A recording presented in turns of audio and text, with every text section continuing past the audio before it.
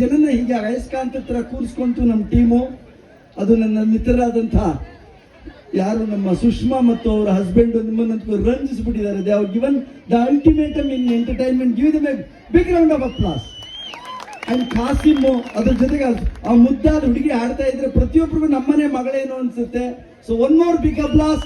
ದೊಡ್ಡ ಜೋರಾದ ಚಪ್ಪಾಳೆ ಆ ಡ್ಯಾನ್ಸ್, ಆ ಹಾಡಿದ ಮಗುಗೆ, ಆಮೇಲೆ ಡ್ಯಾನ್ಸ್ ಮಾಡಿದ ತನುಷಾ ಅವ್ರಿಗೆ. ಈಗ ನಿಮ್ಮನ್ನೆಲ್ಲ ರಂಜಿಸೋ ಸರದಿ ನಂದು. ಬಟ್ ಅದ್ರ ತರ ಇರಲ್ಲ, ಇದು ಬೇರೆ ತರ ಇರುತ್ತೆ.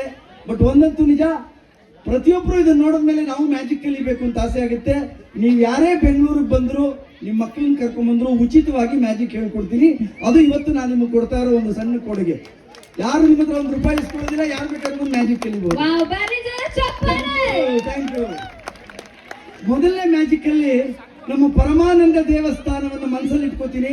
ಮಲ್ಲಪ್ಪನವರು ಇಲ್ಲಿ ಪ್ರೀತಿಯಿಂದ ಕರೆದಾಗ ನಿಜಕ್ಕೂ ಸಂತೋಷ ಆಯಿತು.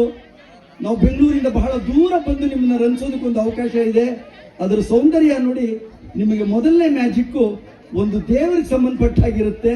ಆಮೇಲೆ ನಿಮಗೆ ಕಾಮಿಡಿ ಇರುತ್ತೆ, ವಸ್ತು ವಿಷಯ ಇರುತ್ತೆ. ಆದರೆ ನಮಗೆಲ್ಲ ಇಲ್ಲಿ ಸೇರಿಸಿರೋದು ನಮ್ಮ ಕನ್ನಡ ಅಭಿಮಾನ. ಒಂದ್ ಕಡೆ ಉತ್ತರ ಕರ್ನಾಟಕದ ಕವಿ ಹೇಳ್ತಾನೆ, ಕನ್ನಡ ಅಂದ್ರೆ ಏನಪ್ಪಾ ನಮಗೆಲ್ಲ. ಎಷ್ಟು ಚೆನ್ನಾಗಿದೆ ನೋಡಿ ಆ 4 ಮಾತು. ಕನ್ನಡದ ಪುಲ್ಯಮಗೆ ಪರಮ ಪಾವನ ತುಳಸಿ. ಕರ್ನಾಟಕದಲ್ಲೆಲ್ಲ ಹುಲ್ಲಿದ್ರು ಕೂಡ ಅದು ತುಳಸಿ ಇದ್ದಾಗಂತೆ.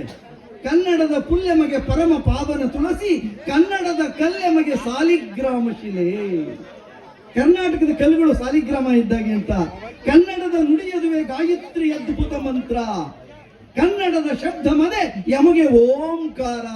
ಕನ್ನಡವೇ ಸತ್ಯ, ಕನ್ನಡವೇ ನಿತ್ಯ. ಸೊ ಇದು ನಮ್ಮ ಕನ್ನಡ, ಇದು ನಮ್ಮ ಮಾತೃಭಾಷೆ ಕನ್ನಡ. ಇದು ನಾವೆಲ್ಲ ಉಳಿಸ್ಕೋಬೇಕಾಗಿದೆ.